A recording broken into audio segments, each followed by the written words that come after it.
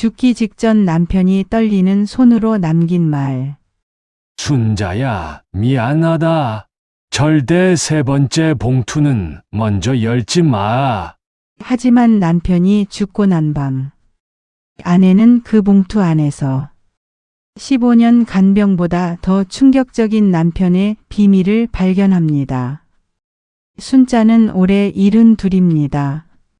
남편 병호를 간병한 지 15년째였습니다.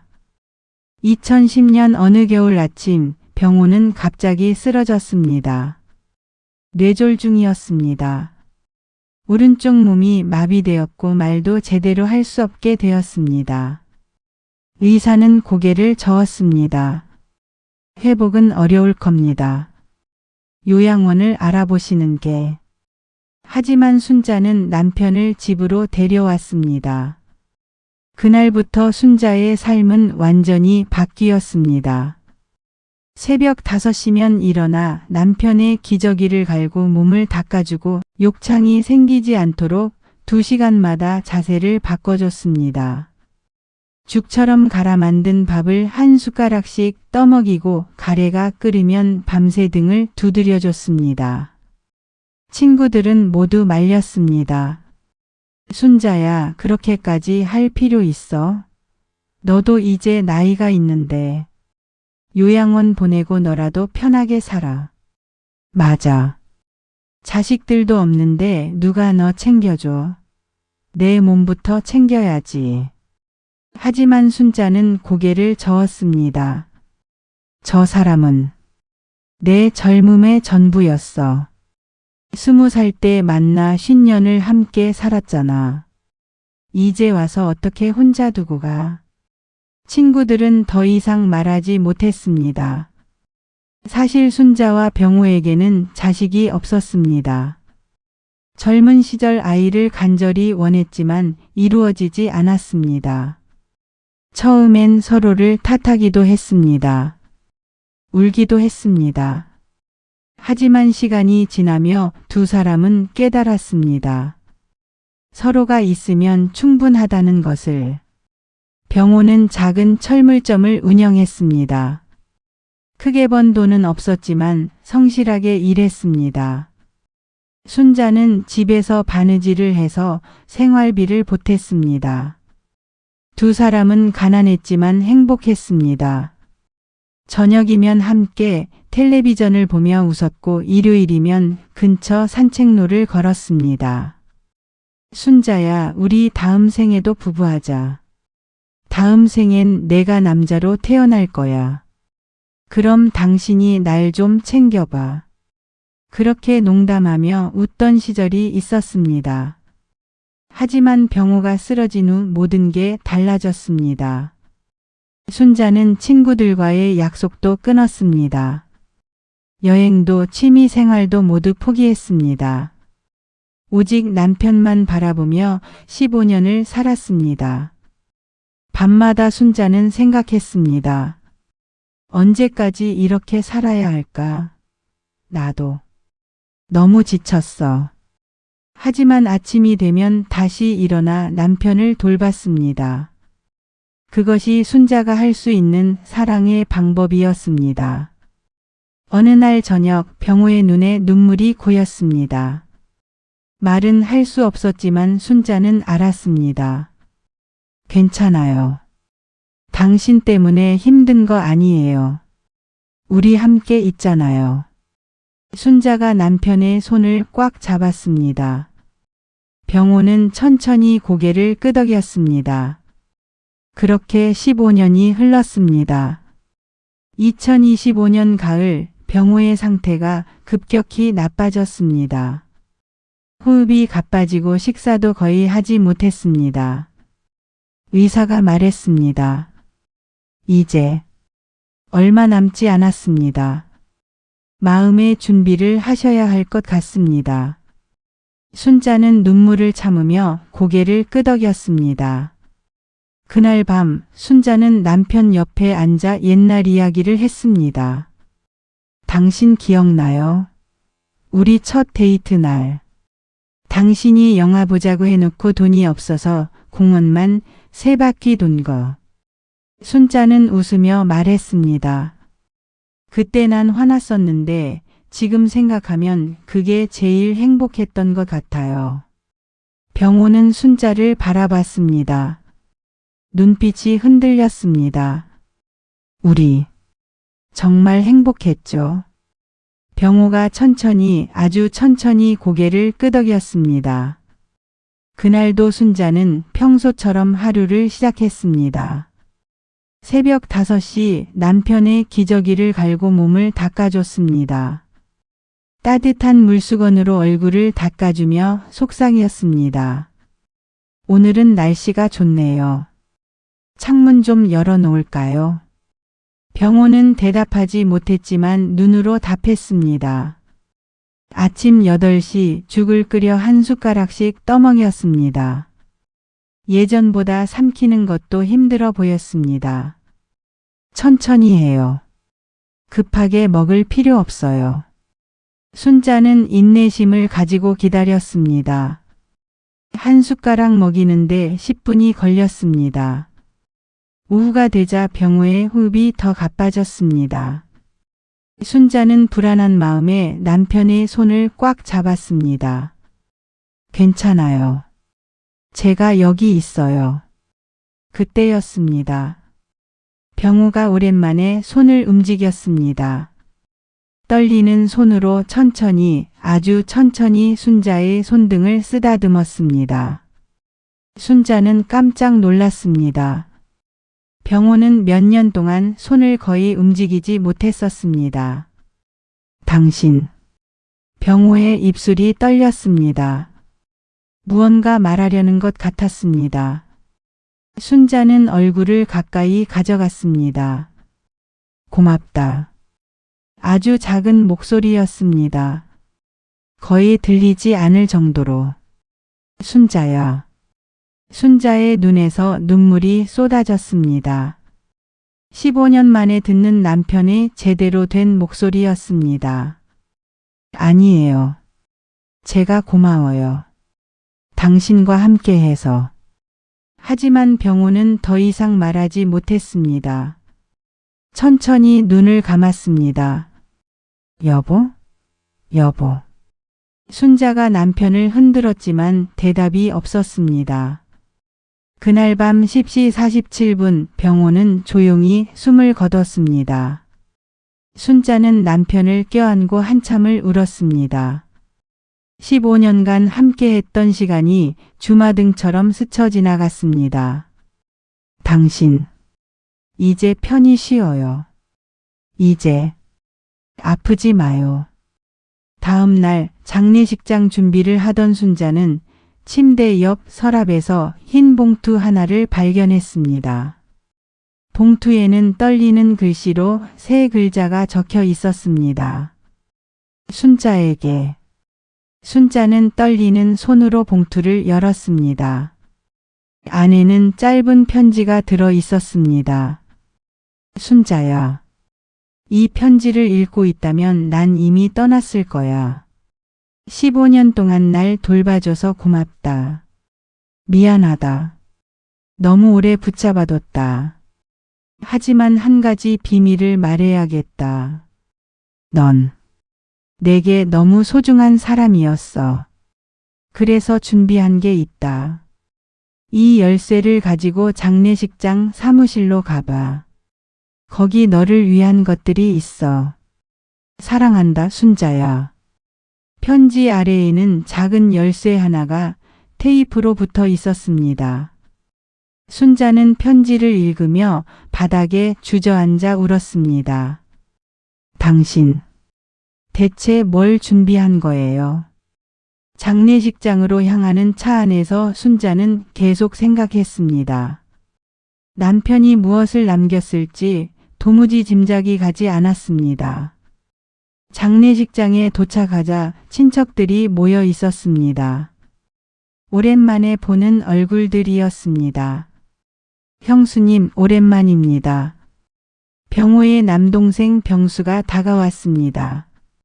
그래, 오랜만이구나. 형님 정말 고생 많으셨습니다. 15년 동안 혼자서. 아니야. 당연한 일 했을 뿐이야. 하지만 친척들 사이에서 수군거리는 소리가 들렸습니다. 형님이 재산을 좀 남겼다던데. 뭐가 있대?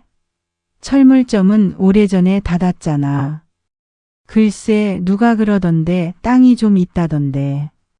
순자는 의아했습니다. 재산? 땅?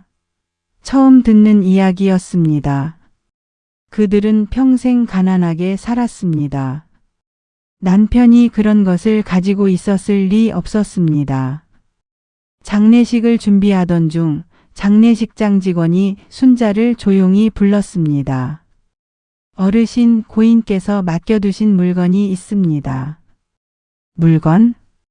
네, 사무실로 오시겠습니까? 순자는 직원을 따라 사무실로 갔습니다. 책상 위에 금고 하나가 놓여 있었습니다. 고인께서 3년 전에 이걸 맡기시면서 당신이 돌아가시면 부인께 전해달라고 하셨습니다. 순자는 편지에 있던 열쇠를 꺼냈습니다. 떨리는 손으로 금고를 열었습니다. 그 안에는 2개의 봉투가 더 있었습니다. 2번째 봉투, 3번째 봉투. 순자의 심장이 빠르게 뛰었습니다. 당신, 대체 뭘 숨겨둔 거예요? 장례를 치르는 3일 동안 순자는 2번째 봉투를 열지 못했습니다. 마음의 준비가 필요했습니다. 장례식장에는 생각보다 많은 사람들이 찾아왔습니다. 병호가 젊은 시절 도와줬던 이웃들, 철물점 단골 손님들, 오래된 친구들. 형님은 정말 좋은 분이셨어요. 제가 어려울 때 돈도 안 받고 도와주셨죠. 순자 언니 정말 고생 많으셨어요. 15년을 어떻게 혼자서. 사람들의 위로를 받으며 순자는 깨달았습니다. 남편은 자신이 생각했던 것보다 훨씬 더 많은 사람들에게 사랑받았던 사람이었다는 것을. 하지만 친척들의 시선은 달랐습니다.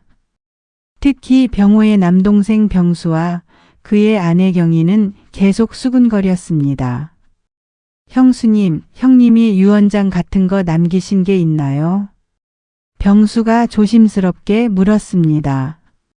유언장? 그런 건 없는데. 아, 그래요?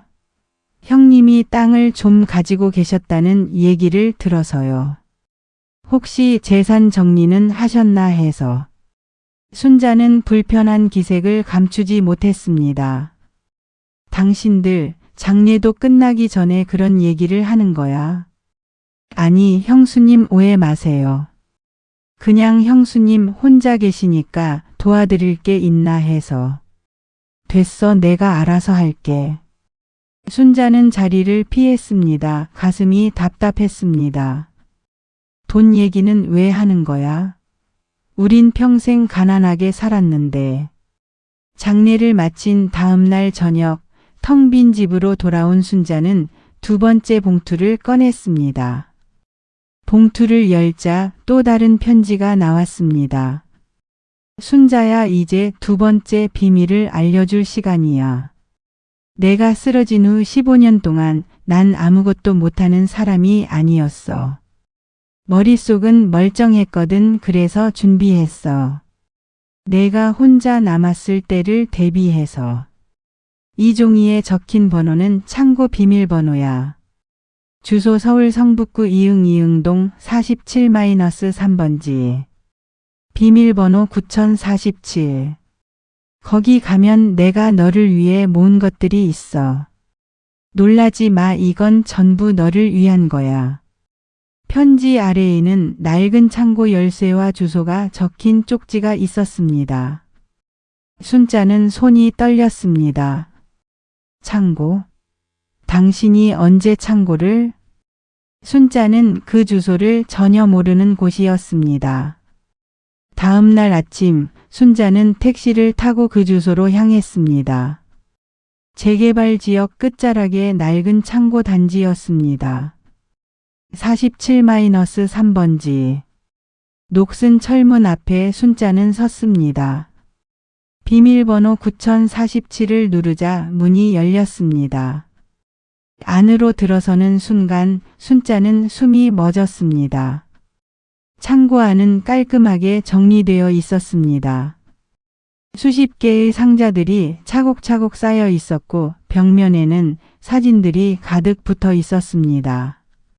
전부 순자의 사진이었습니다. 젊은 시절 순자의 모습, 철물점에서 일하는 모습, 남편을 돌보는 모습까지 누군가 몰래 찍은 것처럼 보였습니다. 그리고 벽 한쪽에 큰 글씨로 쓰인 문장. 순자야, 내가 내 전부였다. 순자는 그 자리에 주저앉아 울었습니다. 당신 이걸 언제 준비한 거예요? 정신을 차리고 상자들을 열어보기 시작했습니다. 첫 번째 상자에는 노트들이 가득했습니다. 날짜별로 정리된 일기장이었습니다. 2010년 12월 5일. 오늘 쓰러졌다. 순자가 울고 있다. 내가 이렇게 되어서 미안하다. 하지만 포기하지 않을 거야. 순자를 위해서. 2012년 3월 15일. 순자가 밤새 날 돌봐준다. 고맙고 미안하다. 인터넷으로 주식 공부를 시작했다. 순자 몰래 조금씩 투자해 볼 생각이다. 2015년 7월 20일. 5년 동안 모은 돈이 1,000만 원이 됐다.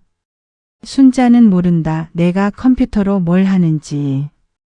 이 돈으로 땅을 하나 사기로 했다. 순자는 노트를 읽으며 눈물을 멈추지 못했습니다. 남편은 침대에 누워서도 포기하지 않았습니다. 한 손으로 컴퓨터를 조작하며 주식을 공부하고 부동산을 조사하고 조금씩 돈을 모았던 것입니다. 두 번째 상자에는 계약서들이 가득했습니다. 토지 매매 계약서, 주식 거래 내역서, 은행 통장 사본들. 이게 대체. 순자는 서류들을 하나씩 확인했습니다. 경기도 양평의 땅 300평, 강원도 땅 500평, 그리고 여러 개의 주식 계좌. 총 금액을 계산해 보니 약 3억 원이 넘었습니다. 이럴 수가. 당신이 이렇게? 순자는 믿을 수 없었습니다. 평생 가난하게 살았던 그들에게 3억은 상상도 할 수 없는 돈이었습니다. 세 번째 상자를 열자 오래된 녹음기가 나왔습니다. 그리고 쪽지 하나.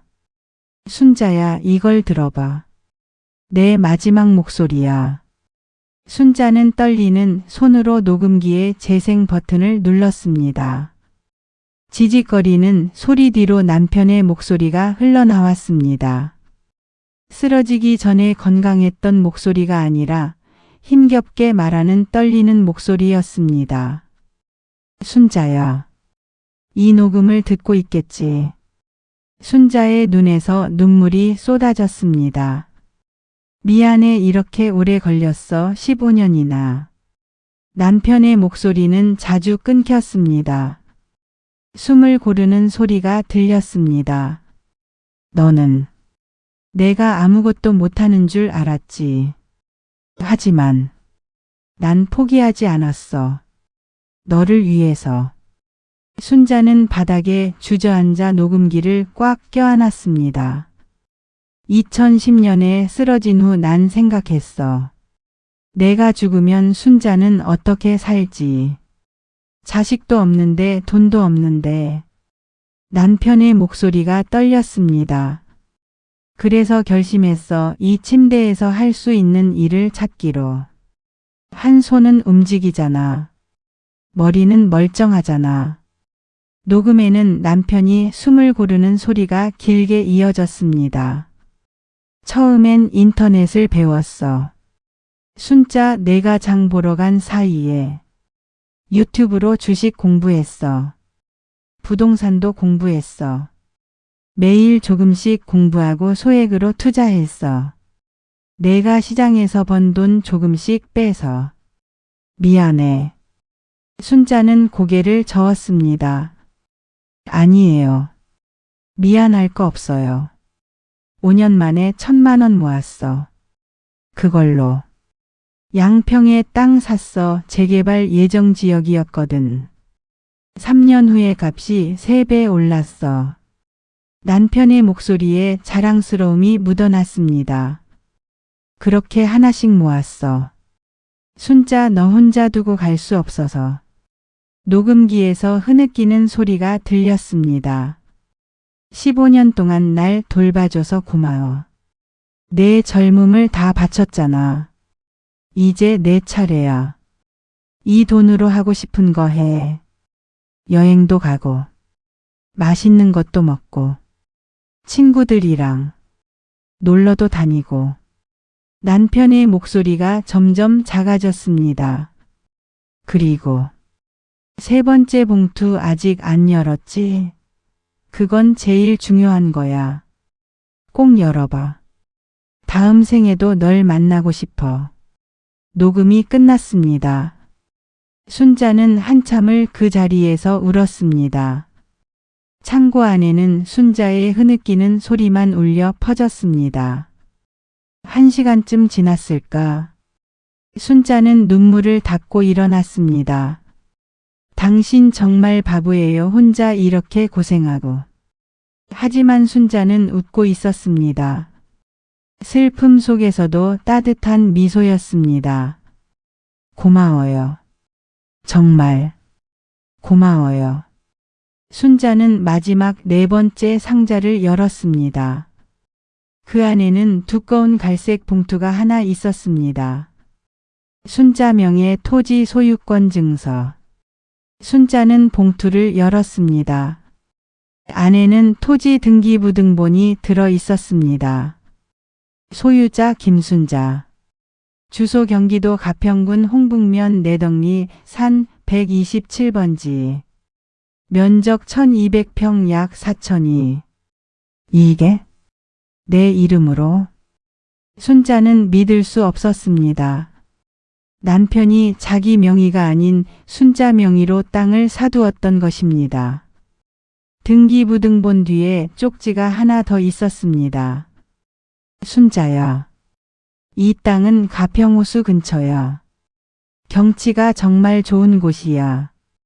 나도 한번 가보고 싶었는데 못 가봤네. 내가 대신 가봐줘.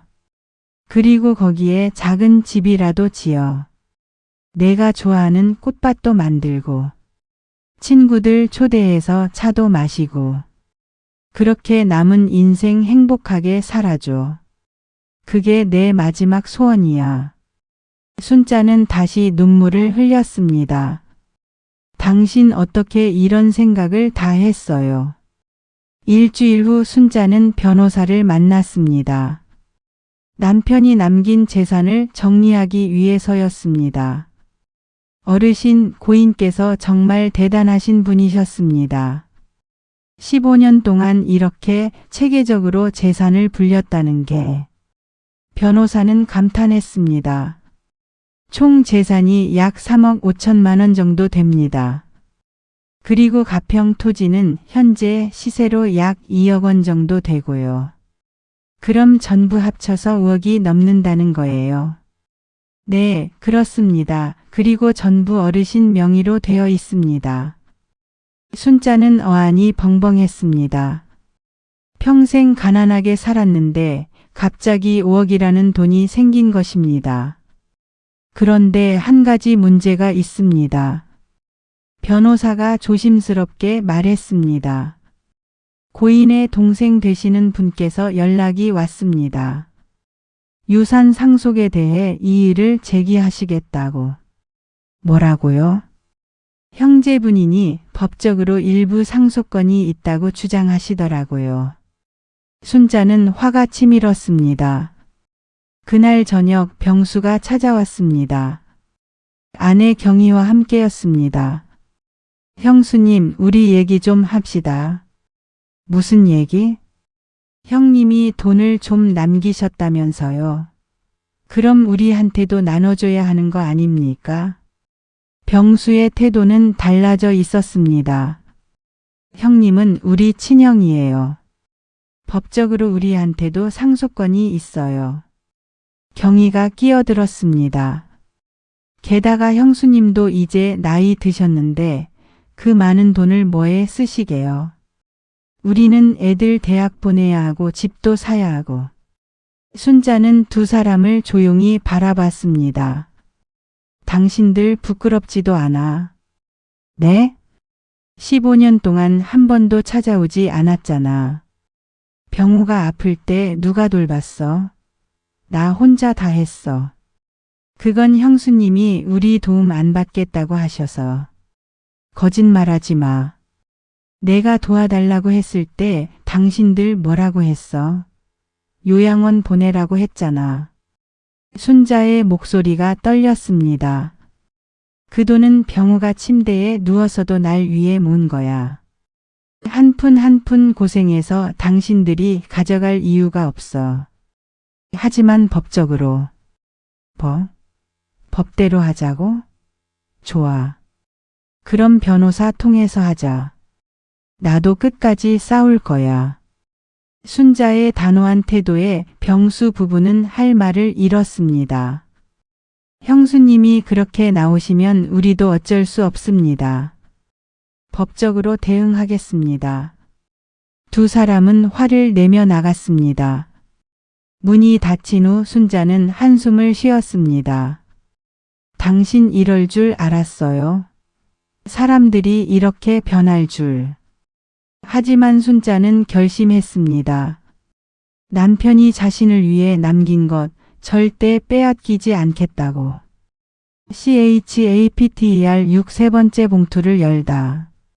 한 달이 지났습니다.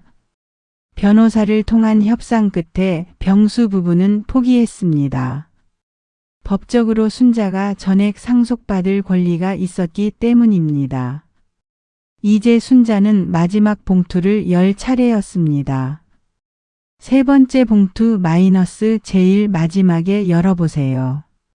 순자는 조용한 밤 남편의 사진 앞에 앉아 세 번째 봉투를 꺼냈습니다. 당신, 이 안에 뭐가 들어 있어요? 봉투를 여는 순자의 손이 떨렸습니다. 안에는 한 장의 편지와 작은 USB가 들어 있었습니다. 순자야, 여기까지 왔구나. 이제 마지막 선물을 줄 시간이야.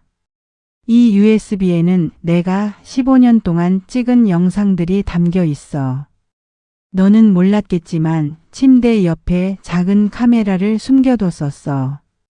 내가 날 돌보는 모습을 전부 찍었어. 왜 찍었냐고? 기록하고 싶었어. 내가 얼마나 대단한 사람인지. 내가 나를 위해 무엇을 했는지. 나중에 내가 외로울 때 이 영상을 봐줘. 그리고 기억해줘. 너는 정말 훌륭한 사람이야. 세상에서 제일 착한 사람이야. 이제 남은 인생은 내 것이야. 하고 싶은 거 다 해. 가고 싶은 곳 다 가. 먹고 싶은 거 다 먹어. 그리고 행복해져줘. 그게 내 마지막 부탁이야. 사랑해, 순자야. 영원히 사랑해. 너의 병우. 순자는 편지를 읽으며 눈물을 흘렸습니다. 컴퓨터에 USB를 꽂았습니다. 폴더 안에는 수백 개의 영상 파일이 있었습니다. 날짜별로 정리되어 있었습니다. 2010년 12월 10일 마이너스 첫 번째 영상.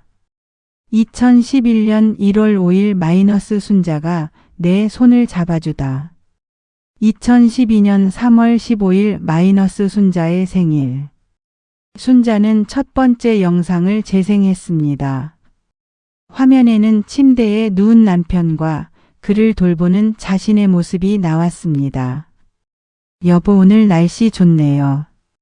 창문 열어드릴까요? 영상 속 순자는 밝게 웃으며 남편을 돌보고 있었습니다. 이제 약 드실 시간이에요.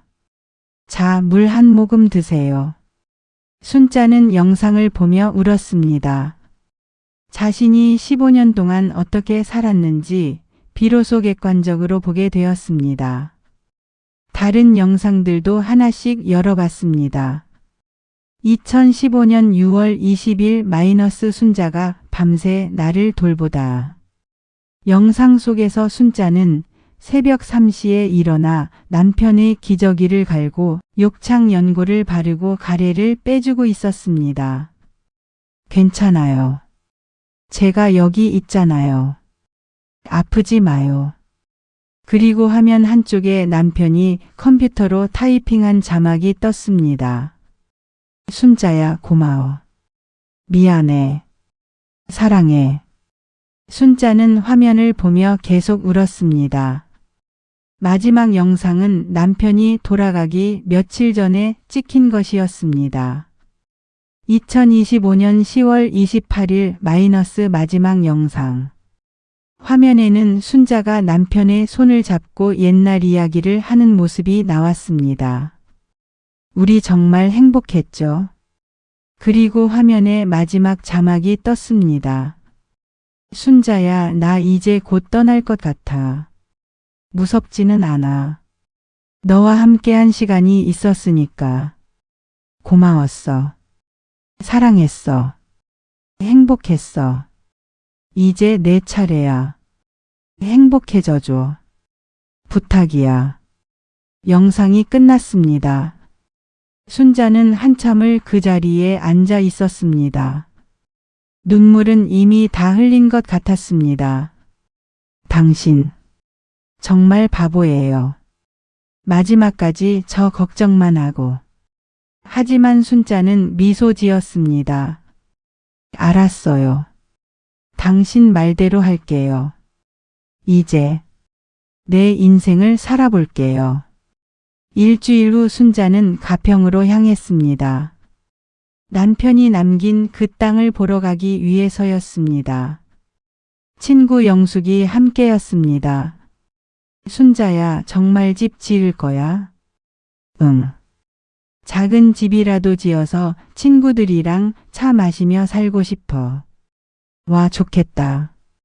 나도 가끔 놀러 가도 돼? 당연하지. 내가 제일 먼저 초대할 거야. 두 사람은 웃으며 차를 타고 갔습니다. 가평호수가 보이는 언덕길을 올라갔습니다. 내비게이션이 목적지를 알렸습니다. 여기야. 차에서 내린 순자는 숨이 멎었습니다. 앞에 펼쳐진 풍경은 그야말로 환상적이었습니다. 넓은 땅 아래로 가평호수가 한눈에 보였고 주변은 산으로 둘러싸여 있었습니다. 와, 여기 정말 좋다. 영숙이 감탄했습니다. 여기에 집 지으면 완전 힐링 되겠는데? 순자는 천천히 땅을 걸었습니다. 남편이 자신을 위해 골라준 이곳. 당신, 어떻게 이런 곳을 찾았어요? 순자는 하늘을 올려다 봤습니다. 고마워요. 정말 고마워요. 그날 순자는 건축사무소에 연락했습니다. 작은 집을 짓기로 결심했습니다. 크지 않아도 돼요. 방 2개에 거실 하나. 그리고 큰 창문이 있어서 호수가 보이면 좋겠어요. 정원은 어떻게 하실래요? 꽃밭을 만들고 싶어요. 장미, 코스모스, 해바라기. 제가 좋아하는 꽃들로요. 설계사는 순자의 말을 듣고 그림을 그리기 시작했습니다. 한 달 후 집 짓기가 시작되었습니다. 순자는 일주일에 2~3번씩 현장을 찾아갔습니다. 집이 조금씩 올라가는 모습을 보며 순자는 행복했습니다. 당신이 보고 싶어 하던 모습이에요. 제가 행복해하는 모습. 6개월이 지났습니다. 가평의 작은 집이 완성되었습니다. 하얀 외벽에 큰 유리창이 있는 아담한 집. 정원에는 형형색색의 꽃들이 피어났습니다. 집들이 날 친구들이 모두 모였습니다. 순자야, 여기 정말 좋다. 부럽다, 부러워. 나도 여기서 살고 싶어. 우리 여기서 매주 모임하자. 친구들은 즐겁게 떠들었습니다. 순자는 그들을 위해 차를 끓이고 직접 만든 쿠키를 내놓았습니다. 순자야, 너 요즘 표정이 완전 달라졌어. 밝아졌어. 영숙이 말했습니다. 그래? 나도 느껴. 뭔가 숨통이 트인 것 같아. 순자는 창밖을 바라봤습니다. 호수가 햇살에 반짝이고 있었습니다.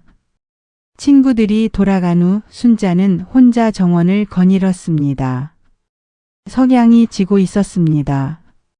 순자는 장미꽃 앞에 무릎을 꿇고 앉았습니다. 여보, 잘 지내요? 바람이 불어왔습니다. 마치 대답하는 것처럼. 당신이 만들어준 이 집에서 잘 살고 있어요. 친구들도 자주 와요. 웃는 날이 많아졌어요. 순자는 미소 지었습니다. 15년 동안 당신을 돌보는 게 힘들었다고 말하면 거짓말이겠죠. 정말 힘들었어요. 포기하고 싶을 때도 많았어요. 하지만 후회는 안 해요. 당신과 함께한 시간 전부 소중했어요. 순자의 눈에 눈물이 맺혔습니다. 당신이 마지막까지 저를 생각해줘서 고마워요. 이렇게 좋은 곳에 집도 지어주고 행복하게 살라고. 약속할게요. 당신 말대로 살게요. 하고 싶은 거 다 하고 가고 싶은 곳 다 가고 친구들이랑 재미있게 놀면서. 순자는 하늘을 올려다 봤습니다. 석양이 붉게 물들어 있었습니다. 그리고 당신이 남긴 돈 의미 있게 쓸게요. 나 혼자만을 위해서가 아니라. 다음 날 순자는 병원을 찾았습니다. 원장실에 앉은 순자는 조용히 말했습니다. 제가 기부를 하나 하고 싶습니다. 기부요? 네. 뇌졸중 환자들을 위한 기금을 만들고 싶어요. 특히 가족이 없거나 경제적으로 어려운 환자들을 위해서요. 금액은 얼마나 생각하고 계십니까? 1억 원입니다. 원장은 놀란 표정을 지었습니다. 저희 남편도 15년간 뇌졸중으로 고생했거든요. 그래서 그분들의 고통을 알아요. 조금이나마 도움이 되고 싶습니다. 정말 감사합니다. 어르신의 뜻을 꼭 잘 전하겠습니다.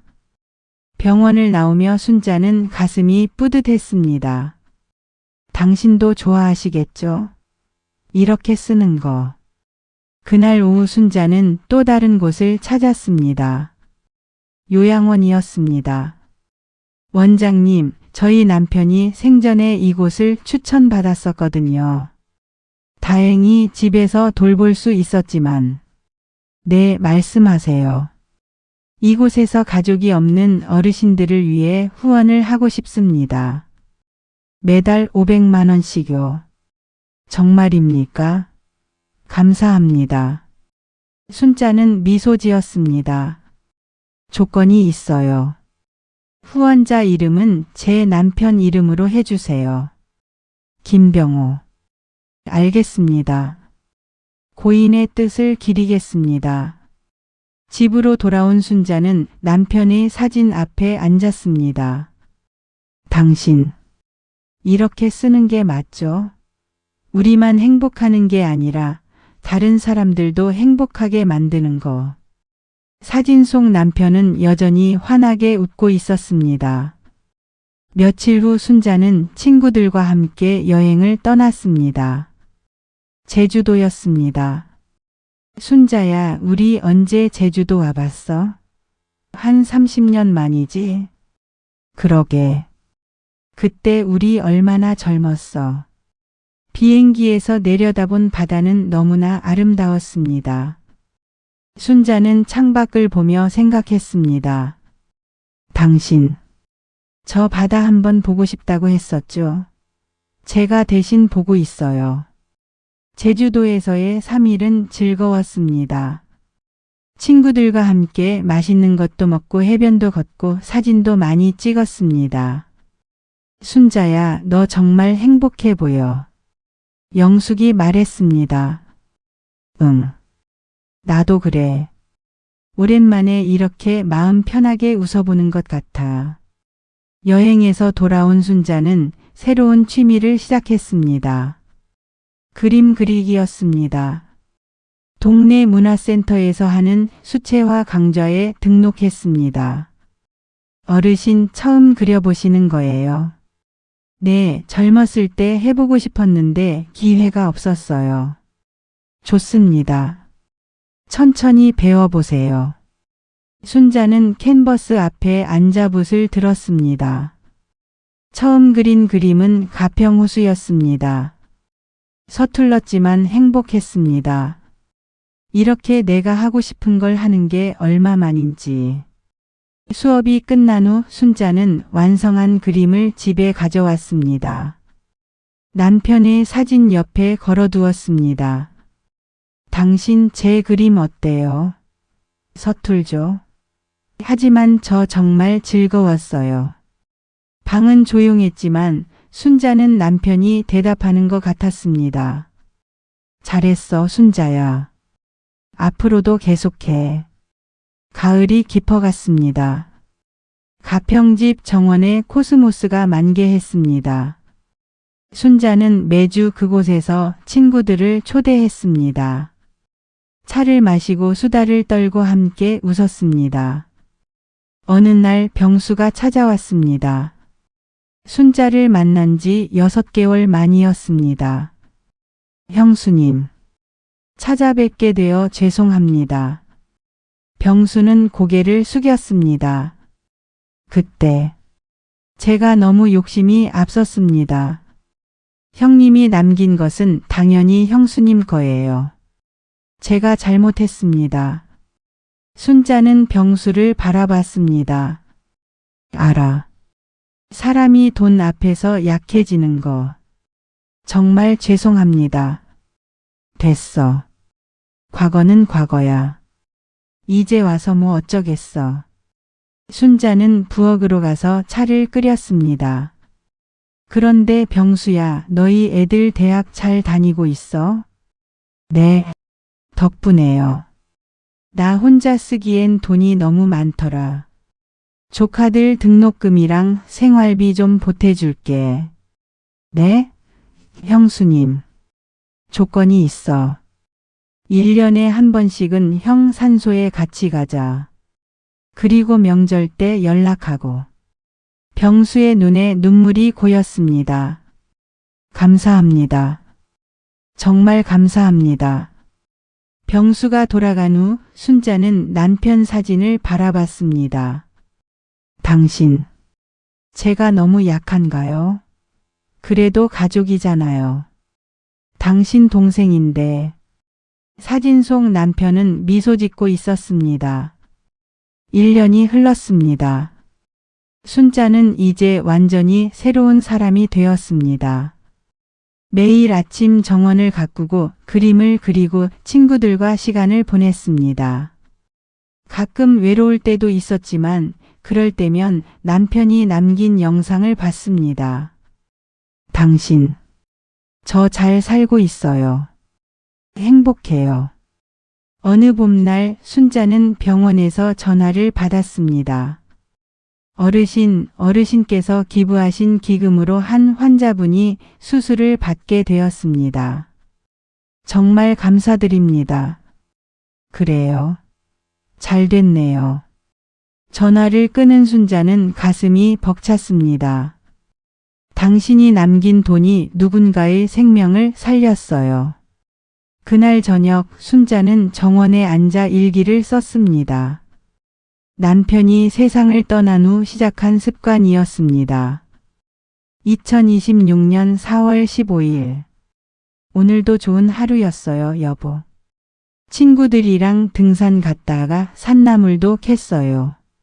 저녁엔 그림 수업 갔다가 칭찬도 받았고요. 당신이 없는 게 슬프긴 하지만 이제는 그 슬픔 속에서도 웃을 수 있게 됐어요. 15년 동안 당신을 돌봤던 시간 힘들었지만 후회하지 않아요. 그게 제가 당신을 사랑하는 방법이었으니까. 그리고 당신이 저를 위해 준비한 것들 정말 감사해요. 덕분에 이렇게 행복하게 살고 있어요. 사랑해요, 병호 씨. 다음 생에 또 만나요. 그때는 제가 당신을 돌볼게요. 순자는 일기장을 덮고 하늘을 올려다 봤습니다. 별이 총총했습니다. 당신, 저기 계시죠? 저 잘 보고 계시죠? 바람이 불어왔습니다. 마치 대답하는 것처럼. 순자는 미소 지었습니다. 걱정 마세요. 저 정말 행복해요. 당신 덕분에. 그날 밤 순자는 오랜만에 꿈을 꿨습니다. 꿈속에서 남편은 건강한 모습으로 서 있었습니다. 순자야, 잘 지내? 응. 당신 덕분에 잘 지내. 미안해. 그리고 고마워. 나도 고마워. 당신을 만나서. 두 사람은 손을 잡고 걸었습니다. 끝없이 펼쳐진 꽃밭을 따라. 순자야. 응? 행복해? 응. 정말 행복해. 남편이 환하게 웃었습니다. 그럼 됐어. 그게 내가 원하던 거야. 이야기 재미있게 들으셨나요? 오늘도 끝까지 함께 해주셔서 감사합니다. 무료로 구독과 좋아요 한번 눌러주시면 다음 이야기의 주인공이 더 따뜻해집니다. 구독과 좋아요는 이야기샘에게 큰 힘이 됩니다. 우리 어르신들 오늘도 건강하시고 마음 평안하시길 진심으로 바랍니다. 감사합니다.